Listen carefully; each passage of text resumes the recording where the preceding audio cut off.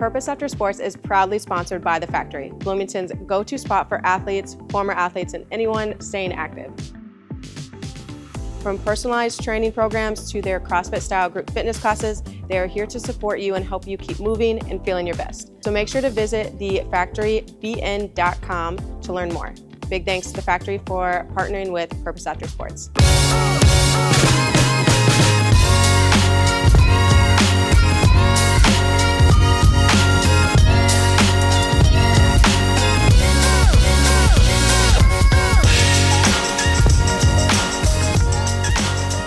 Welcome to Purpose After Sports, where we interview athletes to share their post-sport journeys and explore how they are reinventing what it means to compete. Today, we have Coach Briggs. He is a former Memphis Tiger and Cotton Bowl athlete, and he is now a coach and a founder of an NIL recruiting company, and he is helping the next generation of athletes navigate the path on and off the field. So happy to have you here, Keith. Mickey, hey, thanks for having me. I'm really excited to be doing this with you. I know we've had this in the books for some time now, almost months, and we're Yeah. finally able to lock it in. So I'm excited to be here. I'm very excited to have you on. You're a fellow JUCO athlete as well, so Yeah, I'm excited to get into your story and that JUCO grind.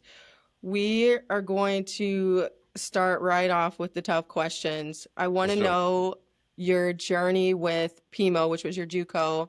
What was that like, and shaping your mindset of, I want to go beyond JUCO or the next level? Mm, man, that JUCO journey is no joke. You know how it goes. You're a starving athlete. You know, they say you're a starving artist. You know, go to New York, LA, you're a starving artist. You're a Yeah. starving athlete. That journey, it just really molded me into who I am today, though. So I'm grateful looking back on it. Uh, that JUCO grind, it's really, you got to get out the mud. I know people say that a lot. People watch Last Chance U, but you really are faced with your last chance. It's either you're at JUCO, you're at the bottom of the barrel, or at least that's a mindset that I had. It was either I go to the next level or I go home, back to working two jobs, working at the gym, smelling like gym towels, or working at the movie theater, smelling like popcorn. Which, by the way, is not a really, it's not a good mixture for you. I wouldn't recommend it. Um, so those are the options I was faced with. So my biggest belief, and which I believe came from that situation, was um, creativity follows passion. So when I was in JUCO and I was looking to get those D1 offers, I had to become very creative in my outreach, very creative in my approach, just creative in my day to day. How can I stand out? How can I be different? How can I get better? Even with no equipment, how can I train? And the training that I did then, that's some of that training is what I use now to train kids who are D linemen, which I think again, it's funny how it all comes together. But essentially, it just really propelled me to get to the next level, and it really helped me after football as well. You know, that journey in JUCO, that specific time, and it just really molded me to who I am, I believe. When, and if you're okay with sharing this story, it's a bit vulnerable. You've talked a little bit about kind of some dark times in JUCO, and your blue Gatorade story really stands Oh. out. Would you mind sharing that It's story with our audience? Powerade, it's Powerade. Powerade, your blue Yeah. Powerade story. Oh yeah. So that's fun. That's funny you remember that. So in JUCO, man. So in JUCO, when I say you're a starving artist, you were literally starving. I got there. I left Illinois State, and I got there in June, about 270, lean, swole. Again, you get to that D1 program. You're eating all the time. You're working all the time. You're lean. You're looking good. You're full. And when I get to JUCO, I'm not eating as much. So I got there, my first game by August, I was like literally 240 pounds. So you drop 30 pounds that quickly. Wow. Yeah, you're starving. You get pretty desperate once your ribs start to touch, uh, because you're getting so skinny. And so I started doing things in order to earn some money. But when it comes to just finding food, oh my goodness gracious. I got creative. Again, creativity follows passion. And I think you should be passionate about eating if your stomach is grumbling in the middle of the night continuously. But there was a bus that came by my apartment complex. So I would hop on the bus to go to Fry's down the street, and they had a section, get like chicken, like a box of chicken. We can get the chicken, put in there, whatever. So I would get a box of chicken and I would eat it and walk around the store. And mind you, I'm in the store, obviously at Fry's. I would always grab a blue Powerade. I don't know why. And of all the drinks, if I'm stealing, I might as well go ahead, try something different, you would think. But for some Right. reason, that blue Powerade just grounded me. I don't know what it was about the blue Powerade. I mean, yes, it's a good drink, don't get me wrong, but I think we all know you would go for a blue Gatorade or at least try something different. But yeah, I would do that, and then I would leave the brown box just sitting around somewhere in the store and leave the blue Powerade somewhere in the store. So I think it's funny whenever I go back to a store and I see those brown boxes, somewhere in the store with like food left in it or leftover food from someone being like eating in it. It just takes me back to those days. And, whenever I see it, I'm always curious, what is that person going through? What struggles are they facing? So whenever I see an empty blue Powerade even or an empty drink in the store, I have the same thought. So that's a Thank long you one to for sharing answer. that. No, that's it. Thank you for sharing that story. I think that it talks about your character and your hustle, and in the dark times that it can come from JUCO, and it shows you how far you've come. So, Thank I you. think others can relate to that as well. So, in JUCO, was the dream D1, or was it just to get to another opportunity after? Hell no, not going. Hell no. We gonna D1, baby. We gonna D1. Hell no. No, I'm sorry. So I'm not doing all this No, for. I'm not doing all this. Just go D2, bro. No, no way. I love it. I love No, as a it. matter of fact, University of Central Oklahoma, I know they hate me, man, but I remember. So this is what happened. Kansas came out, and this is a whole other story. But my coach at the time, my JUCO coach, was telling other D1 coaches that I was a 1-for-1, not a 2-for-2 guy, meaning I only had Mm, 1 year left instead of 2 years, but I still had 2 years. So I remember wow. Kansas came in, and the head coach at the time, he talked to me. He's like, we'd love to offer you, but you're a 1-for-1 guy. We're looking for 2-for-2s. And so I'm like, dang, like I'm not getting no D1 offers because every coach thinks that I'm a 1-for-1 guy. So I'm Yeah. only getting D2 offers. And University of Central Oklahoma, they came in, showed me pictures of their program, their facilities, all that kind of stuff. They're backed by AT&T as one of their big donors. So it's a Yeah. beautiful facility, cold tubs, like it's top notch. It really is. Um, and he was like, you know what? I'm gonna fly you out. I want to get you out there on campus. I want you to feel it. I want you to come see it. I want you to come meet the people. He's like, I think you're gonna love it. And one of my other teammates, he went. He was like, Briggs, I love that place. I love it. I think it may Okay. shine. He's like, you need to go check it out. He's hyping it up. And I'm feeling conflicted like the night before. I'm laying in bed, tossing, turning, stomach growling. I'm As it like, does. yeah, as it does, right? You get used to it. By that point, you get used to it. And I was thinking, I'm like, hell no, I can't go D2. I'm gonna find a program that needs me. I'm going D1. I'm just gonna up Wow. it. I'm gonna up it. I'm gonna get more creative, and I'm Yeah. making it. I'm going D1. Like Yeah. you could not tell me otherwise. And lo and behold, I ended up going D1. So the whole can go D2, D3, full ride. No, hell no. I was not doing that. I'm going D1. I just knew it. I like it though, the determination and the no plan B mindset. Like we're Yeah. going Division 1. Yeah, absolutely. And it was burn the ships mentality. I mean, I already burnt the ships. I mean, I'm Yeah. starving for Christ's sakes. Stealing food. That's the lowest I've ever been in my life where I was stealing Yeah. food. You know, I'm like, nah, I'm not going D2. And I knew that I wanted to go play D1 ball. I knew I had it in me to do it. And so that's why I tell the kids, whatever you set your mind to, you can do it. Mm-hmm. Because realistically, we're Bloomington, Normal, Illinois. You don't get a lot of colleges coming through looking at you. Um, and also, I'm one of many. Truth be told, I'm one of many. There's plenty of guys who look like me, faster than me, better football IQ than me, and I probably beat some of those guys out for a job. And so that's what I tell kids: like you got to better yourself, and you got to put yourself in the right position, and you have to make yourself become recruitable, and you have to be undeniable. You just have to know that you are going D1. You just Yep. have to know it. So, talk to me about this mindset and how do you start to get the looks from Memphis? Did you end up reaching out to them or did they find you? How did that connection start? Yeah, so when it comes to Memphis, Dan Lanning, who's now at Oregon, he actually recruited me from Memphis. He came out and he was like, "Whoa, Okay. who's that Brigham guy?" And so then he brought out Coach Randolph, who's now at Louisiana Tech. Coach Randolph came out and he was like, "Nah, Keith, he's like, you're a 2 for 2 guy. You're a 2 for 2. I'm pretty sure." So as a matter of fact, this is what happened. So mind you, Maryland came out and talked to me. You're 1 for 1. No, we're good. Coach Randolph, he goes in the hallway. He's calling some people at NCAA. He sends my transcripts, all my transcripts over. He said, "No, Briggs, you're 2 for 2. We just found out." He's like, "We're booking your flight. You're coming out this weekend." Boom. I'm like, "All right, make it happen." Right. So I already knew, despite what I saw in Memphis, I knew that I was going to commit. Just because, Really? oh yeah, I knew it. I knew deep down. Coach Norvell, we're at the Peabody Hotel, which, by the way, I always tell people, if you've never been to the Peabody Hotel, you got to go. It's beautiful. They walk down they bring the ducks from the pond and walk them down. But the messed up part about it is they eat them. Like, so you showcase them, then you eat them. That is different. But yeah. So Coach Norvell, who's at Florida State now, I committed to him at the top of the Peabody Hotel. There's actually a picture where we're at the top of the hotel and like we're hugging or whatever.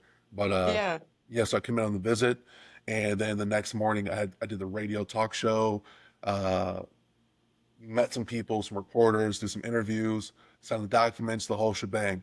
I kid you not. I hop on the flight. I get back to Tucson, Arizona. I turn my phone on. My phone is buzzing. Of oh, Keith Brigham committed. USC's in my DMs. USC's calling my coach. Baylor's calling my coach. New Mexico's calling my coach. Kansas is back on the line again. All these D1 schools. UCLA popped back on the line again. All these Yeah. schools are calling me again. And I was like, wow, this is insane. Wow. Beautiful moment. I thought it was great. But I still stuck to University of Memphis because I felt like I owed them that much. Good. Now, a great story. When you're leaving JUCO, what is that like, that transition from that grind to now you're like in the spotlight, you've essentially made it. Is it still that underdog mentality? Like I have something to prove once we step onto Memphis Field? That's what it's supposed to be. Okay. That's what it's supposed to be. You're supposed to be like, wow, I've came this far, but there's still another another bar to jump over. Yeah. I have to raise the bar. I have to be more. I say that you never made it. You Mm. never showed up. It's a Yep. mindset. I'm not. I haven't arrived. No matter what people tell me, no matter what accolades I get, I haven't arrived. That has to be the mindset. Like, you just have to keep that chip on your shoulder the entire time. As a matter of fact, I had a coach from Illinois.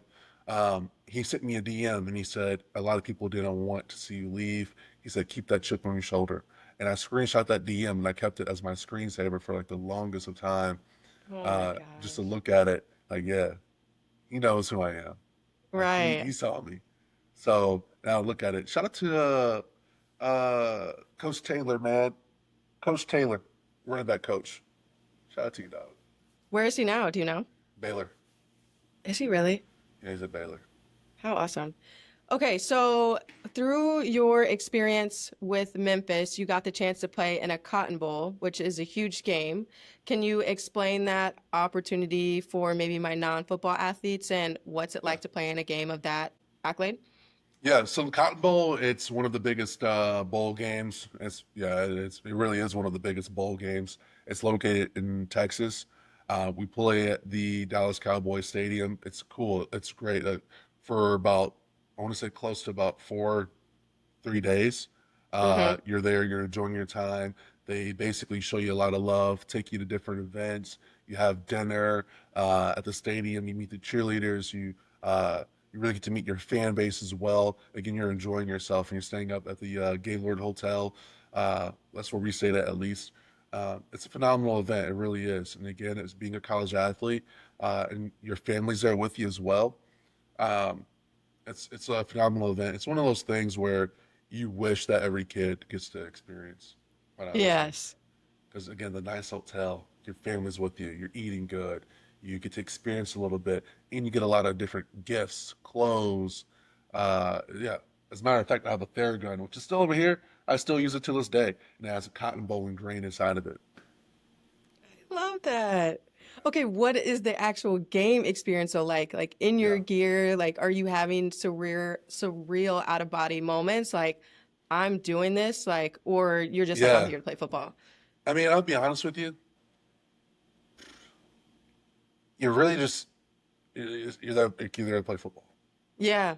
Yeah, yeah. You know, and that wasn't my first NFL stadium that I played in, Yeah. Okay. but the crowd was insane. The game was we lost Mm-hmm. uh, badly, but yeah, I mean, I played in a lot of games at NFL stadiums, so it wasn't that big of a deal for me. Okay.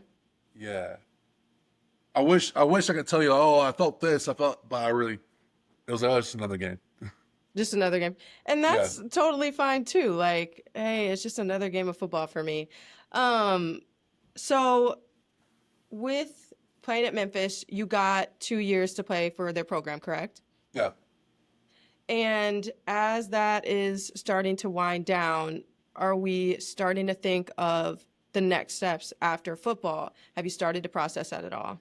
yeah. So great question. So when my football career ended, it was around what my last season was 2019, and then you got COVID. Mm-hmm. So my plan was, okay, I don't have enough film, but I know I can get a shot at going to the league if I just get a pro day or a camp invite. So COVID happened, so I didn't get an invite. Mm-hmm. So I was at home like everyone else, maintaining my social distancing. And then I decided, you know what, like I'm just gonna give it up. And so I moved back to Illinois, and then I signed to play football for Tucson Sugar Skulls. Mm. And then as I'm driving out there, I'm like, you know what, I'm good. I'm just gonna hang it up. So I decided to start working, and I got into corporate America and got a big boy job, and I started training athletes, and then I started helping parents with the recruiting process. And then as NIL rolled out, parents had more questions, and I started learning more about NIL. Started learning more about the recruiting process and hearing from 5-star athletes about their process as a whole, 4-star athletes, 3-star athletes, down to the damn underrated athlete who ended up uh, getting a walk on, just like I did. And that is when I started to really hone in my processes, my systems here for Lux before Lux even technically existed. When remind me of what your degree is in again. Yeah. So my degree is in sociology. As a dual degree, sociology and sports management. Okay. So still kind of wanting to be in that sports realm. Yeah. Um, Talk to me about coaching the youth right now and what is that like? Does it still keep you connected to the game at all? Yeah. Um, and what's that Yeah. experience like? How'd you Yeah. get So into like putting yourself as a coach? yeah. So funny. So I always said that I would never coach. I've Mm, always said I would never coach athletes. I've trained athletes, big difference. Training yes. athletes like one on one or group setting, but coaching being part of a team, I said I would never do it because I didn't want to deal with the parents. I didn't want to, uh, you can't create your own schedule, things of that nature. But I coached for the first time last year, and I actually got into it because of a former teammate of mine at Pima. He's the head coach at Saguaro here in Scottsdale, Arizona. And so, yeah, I had the opportunity because of that connection. Mm, And yeah, it was great. It was good. But still, I like to just train athletes more yeah. because when you train athletes, they come to you and you get to build that genuine, authentic relationship, I believe. And you get to spend more time with them without having to, hey, we're having conversations about why you're not starting or why you're not getting playing time, which I Yeah. don't like. I don't want to have that conversation with parents. I'd rather just train kids. Totally understandable. Now, if some, former athlete or athlete is interested in that kind of skills training or even coaching, what advice would you give them in stepping into a career like that?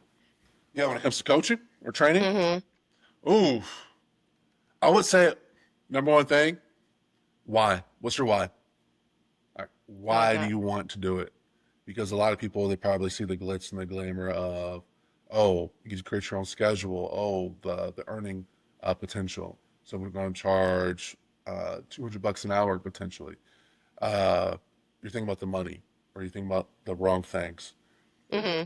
Have a clear why, and if your why is not about adding value to that athlete, enhancing their life, then you're probably in the wrong field. Yeah. Because being a trainer, being a coach, it's an investment. It really is an investment, and you have to really understand that uh, you are actually a huge impact on that person's life, more than you Hmm. think. And so, if your intentions aren't clear, if your intentions aren't really, like I said before, to enhance that individual's life, then this probably isn't the best career for you.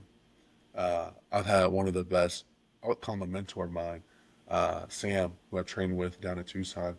That guy, he's all about training. He's all about it. I mean, it's an investment. He's studying, he's reading books constantly, and he can regress drills, progress drills, just phenomenal. Whereas I've seen bad trainers up here in Scottsdale who are charging, you know, crazy amounts for 1 hour, but there's no true investment into the Mm. individual. I like that mindset, and I think that in these careers especially, you have to care. You have to have a passion for it because if, like you said, if it's all about money, Hmm. maybe that's not the right mindset for something that potentially shaping young people's lives. So Come on now. that was a great take on that. So you have recently started to get into the realm of entrepreneurship and starting your Hmm. own business. We kind of spoke on it briefly earlier, but talk to us about that business and NIL and what's it like getting to speak to parents about that. Well, uh, I would say, first of all, I've been an entrepreneur about since I was training. I was training what athletes at a gym in Tucson 2 years ago. Mm-hmm. So you got to find your own clients. I would say the entrepreneurial spirit has always been there, but that Mm-hmm. for sure definitely pushed into the right direction, Yeah. especially when it comes to working with athletes on a different level. Um, but when it comes to Lex Sports MGMT, what started this, what really just triggered me to motivate me, push me in the right direction to start this journey was when I started seeing so many different kids go across the recruiting journey and they didn't really have any guidance. Kids were busting their head against the walls continuously, had no idea how to reach out to coaches, facing the same problems that I was facing when I was looking to get recruited or even be seen. So, okay, there's definitely ways I can help you all. And that parents kept Right. asking the same questions. Okay, there's definitely similar problems, similarities that you all are facing. So, how about I just go ahead and help all you all bring value to everyone here? And then, secondly, when it comes to the NIL space, uh, I just always saw these NIL companies start up, and I feel like their intentions, again, I feel like their intentions weren't the best when it comes to bringing value to the athlete and thinking about their long-term vision and long-term brand uh, for the athlete. I think it was always a money grab. So I felt like kids were being vulnerable to people who are just backed by parents' money, uh, whereas people like myself who truly value the athlete's brand as a whole and want to invest my time and create the synergy to create a brand for them and with them, and that's for them, that's by Mm-hmm. them, and not just scheming and taking 20% off the top because they're attracting brands day in, day out. No, I want to Right. work on this with you. And I truly saw that there was a point where I can, we're just adding more value to the kids and educate them. So it's not just about getting them to sign to an agency, but it's also giving them the tools and the knowledge and to be successful. Because end of the day, if I can teach individuals like yourself, if you're still in college, if I can teach you how to uh, create a brand, how to attract brands, and how to align yourself with the right brand, and if that means you don't sign with me, then that's a-okay. Because end of Mm-hmm. the day, I know what it's like to be an athlete, and I'd rather teach you to fish than fish for you. So I'd rather empower you, is what I'm trying to say. Exactly. What is a piece of advice that you would give to parents that they need to know early about NIL? Mm. I would say start early. Start early. That's what I would say. Start early on your kid's brand. It's never too Mm, early to start on your kid's brand. So you're your first. You're your kid's first agent. Yep. hmm Start building a brand. Don't worry about the brand deals. Start building a brand. What do you want your kid to be known for? What kind of brands do you want your kid to align with? Okay, and understanding your kid to build a brand outside of just their sport. I would agree on that too. It's, we want to brainstorm and think about who would be a dream, company or brand to work with, but who are you and who do you want the world to see you as is just as important. Because if all those never come, let's just say, are you still putting out something that represents yourself? So would Absolutely, definitely agree. and you see kids right now that try to mimic these influencers, these streamers, or these other athletes. Whereas, okay, now you're putting yourself inside a box that's not really meant for you. Whereas Mm. there's probably several thousands of different brands that align with who you really are instead of the person that you are putting on for the world to see. And I think it's way better to be liked for the person that you truly are. And also, it's better to be hated for the person that you truly are than to be liked for someone that you're not and hated for someone that you're not. Just my opinion. I would agree. So, with your life after sports journey, how has your definition of purpose evolved after stepping into life after sports? Ooh, my purpose after sports is creating value and adding value. That's it. Adding value to people, creating value for people. When I say people, I'm really meaning athletes and parents Yeah. in that space. That's how my purpose for life after sports has changed. It used to be about self. How can I get recruited? How can I get Yeah. playing time? How can I get seen? Me. To no, it's about you. Pass on the torch. Everything that I've been through, it's not going to waste. All my knowledge, it won't go to waste. I'm passing it on to those who are willing to learn and looking to learn in order to earn. That's it. Clip that. That's the whole title. Come on now. Come I on think now. that's a great mantra to have because it is like we have all this knowledge as athletes, and when some are looking for a healthy outlet, there's great ways for it not to go to waste, right? We can Yeah. help the next generation and, inspire the youth that are wanting to learn. So that's a great take on that. Yeah, and it's funny because I always talk to guys who, oh, I don't want to coach, I don't want to do with kids. Oh no, I don't want. But then if you bring that friend, there's probably someone, whoever's listening, or whether it's you, Mickey, there's someone you probably think of right now when I say there's that one friend who says, oh, I don't want to coach, I don't want to be around kids, I don't want to do with that. But bring them around some kids. Say, I want you to talk for just 5 minutes. Watch them Uh-huh. talk for a good 30 if you let them. Watch them talk for a good 30 if you let them.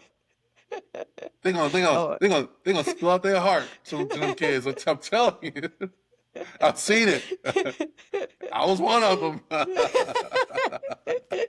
You're sitting in the back like, you don't want to work with athletes, huh? I'm telling you. Uh, I'm telling you. That's how it goes. no, it's very true. It can be hard too. And even just if we're getting deep, just being around your sport again is tough. Mhm. And especially right after. So sometimes it's just natural to think like, oh, I want to get as far away as I can from it. I Yeah. don't want to be around it anymore because it brings back too many weird emotions. Yeah. And but once you find a healthy way to slowly start let it back in your life, and whether it's coaching, whether it's just going to do, talks, things like that, it's a different release, but it's still you're helping people in an area that you have a lot of knowledge in. So, Yeah, absolutely. And I was the same way a little bit. Just wanted to step away for a little while. But I'll hmm tell you this, there's a lot of people out there who may have bad experiences with their coaches. And so they let other people ruin the game for them. They grew up playing, they grew to love, they built friendships and a life off of.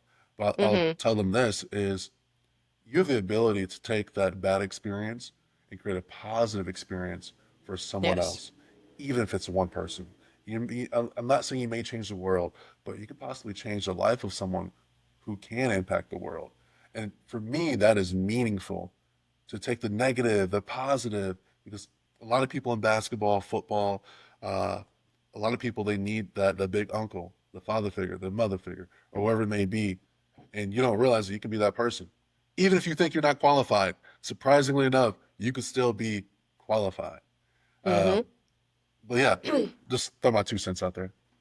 We are doing a new segment here on Purpose After Sports podcast. We're calling it the Fast Break. So what I'll do is rapid fire, give you some questions, and you have to say the first answer that comes to your head. No thinking, just honest answers. All right. Are you ready? Let's go. Get locked in. All right. First question is, JUCO grind or D1 spotlight, what shaped you more? JUCO grind. Absolutely. Best pregame hype song of all time? Oh, any song off the Travis Scott album, the Travis Scott album, like 2018. Okay. First big hit or first big check, which one felt better? Big check is in like life after sports. Big check. Okay. Most slept on position in football? Dan. Biased. What is one player you wish you could have lined up against? With. Let's go with. Aaron Donald. Okay. Let's see. Cleats, glove, or visor. What is one must have you have to have on the field? Please. Cleats. Wildest NIL question a parent or an athlete has asked you so far? Oh, is that a new SAT? I was asked it the other day. I'm sorry. This is supposed to be rapid fire, but that is hilarious. In my head, I was like, boy, through get you. I was like, let me be professional. No, man. Okay. What is one skill every young athlete is overlooking right now? Marketing. Got it. Favorite post-sport meal? Favorite what? Favorite post-practice, post-sport meal? Okay. Steak, potatoes, mashed. Okay. With basil, a little bit of cheese. I like it. You did Asparagus. good. You were ready to go. Yeah. Is that it? We're done? Is that the question? No more of the fast break, but okay. I normally end with each of my guests on asking them one more question. If you had the opportunity or chance to give your younger self some advice, what is something that you think you'd want to hear as an athlete or something that you think other former athletes would want to hear? Embrace the hard times. They'll shape you for a better tomorrow. Yeah. Embrace the hard times of today to make a better you for tomorrow. And be comfortable with who you are. Be comfortable with being vulnerable. There's strength in being vulnerable. And embrace who the hell you are.